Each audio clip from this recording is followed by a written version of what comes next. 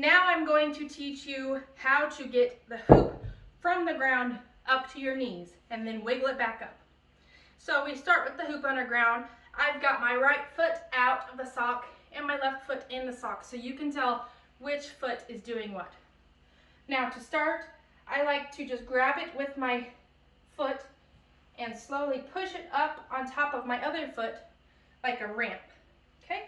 So we just grab it and push it up, and then we step our right foot in, and I swing it around once and then push off. And then I step in and I get it going on my ankles. Now I'm not good at continuing the movement on my ankles. Personally, it kind of hurts and it's hard. I know there are several hoopers who can. It's not the way that I kickstart. So we've got it on our floor. We use one of our dominant foot to glide it back and slide it up on our foot like a ramp, and then stick our dominant foot in, swing it back around so that you have it pushed up against the opposite, and then you use this little hinge to push it forward and step out of the way before stepping in. Okay? So again, we sling it up, push it back, and push it forward, step in, and we just bring it up. When we are bringing it up, we are using our feet to lift it, okay?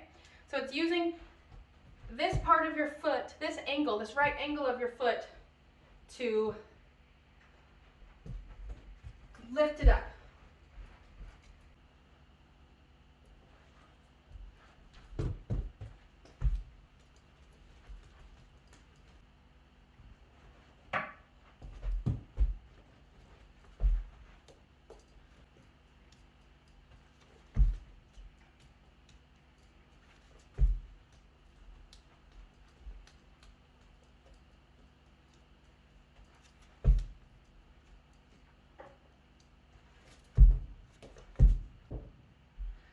I'm going to go ahead and just step in the hoop, bring it up, then push it around till we get the momentum to swing our foot in.